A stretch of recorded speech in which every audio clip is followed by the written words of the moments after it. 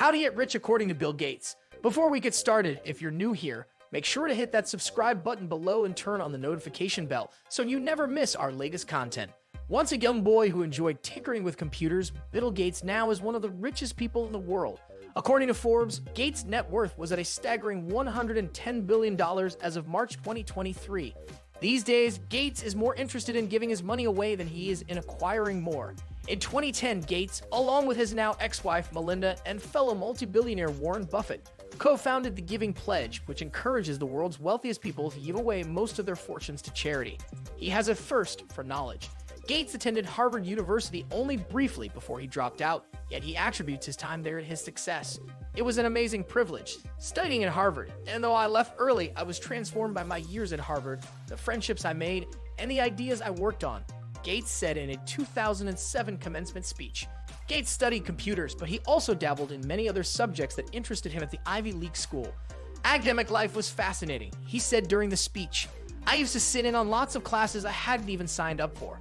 This thirst for knowledge and his willingness to always improve and learn contributed to the growth of his eventual business. His parents were supportive. When asked in 1998 about his role models, Gates said he looked up to his parents. Gates' parents nurtured and supported his interest in computers as well, even after he decided to abandon his Harvard education.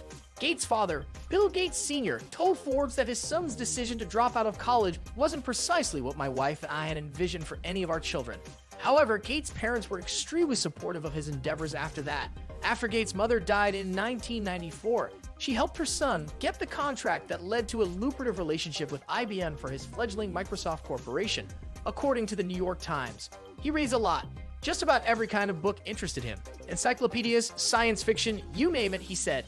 I was thrilled that my child was such an avid reader, but he read so much that Bill's mother and I had to institute a rule. No books at the dinner table. I try to read every day, whether I have a busy day at the office or I'm out for a hike, he wrote. It's one of my favorite ways to learn new things and better understand the world. Reading likely contributed to Gates' net worth, as it helped provide him with the knowledge he would need to become a successful entrepreneur. He recommends books on his blog, Gates Notes. He chose a great business partner. Gates has made countless brilliant business decisions, many of which have involved the people he has chosen to work with. I'd say my best business decisions really have to do with picking people, Gates said in a 1998 interview. Deciding to go into partnership with Paul Allen is probably at the top of the list. Allen and Gates were friends growing up, and they co-founded Microsoft in 1975. Allen left the company 8 years later after being diagnosed with Hodgkin's disease.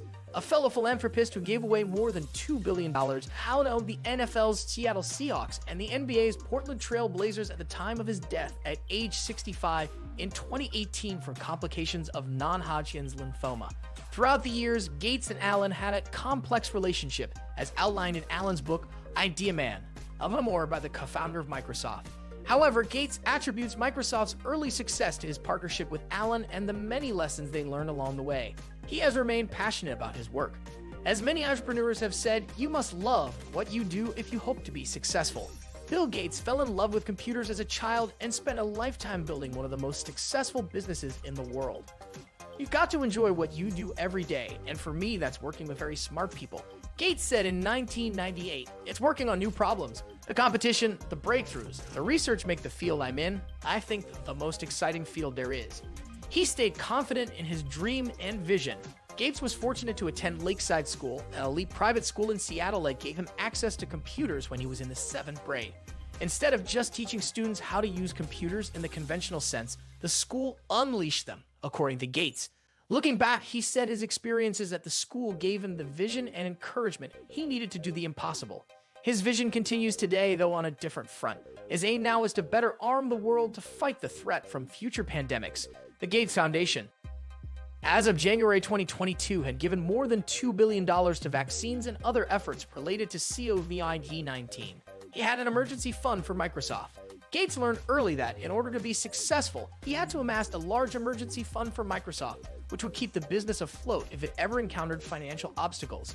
I always had to be careful that we wouldn't hire too many people, he said in a 2018 interview on The Ellen DeGeneres Show. I was always worried because people who worked for me were older than me and had kids, and I always thought, what if we don't get paid? Will I be able to beat the payroll? He gets 7 hours of sleep. Although many successful businessmen like to brag about how little sleep they get, Gates is the opposite. He knows he's not superhuman and that sleep is required for his intellectual curiosity to be at its best. "I like to get 7 hours of sleep," he told the Seattle Times in 1990. "Even though it's fun to stay up all night, maybe taking a red-eye flight. If I have to be creative, I need 7 hours." He learns from those around him. Gates and legendary entrepreneur Warren Buffett became friends 30 years ago when the two met over 4th of July weekend in 1991 in Seattle by chance, not for business. Gates celebrated that friendship and Buffett's 90th birthday in a blog post in 2020 and discussed one of the ways Buffett has influenced him. As Warren himself put it a few years ago when he spoke with some college students, you will move in the direction of the people that you associate with. So it's important to associate with people that are better than yourself, Gates wrote. "The friends you have will form you as you go through life. Make some good friends, keep them for the rest of your life, but have them be people that you admire as well as like." He diversified his private portfolio. When Gates was building Microsoft, he put most of his time, energy, and creative talent into making it arguably the greatest tech company in the world. Once he got rich, however, he did what most financial advisors recommend investors do regardless of their net worth. He diversified. At the time he stepped down from the Microsoft board in March 2020, owned about 1% of the company's stock, Forbes reported. If you enjoyed this video, don't forget to give it a thumbs up and subscribe for more content. Hit the notification bell to stay updated with our latest videos. Share your thoughts in the comments below. We love hearing from you. Thank you for watching.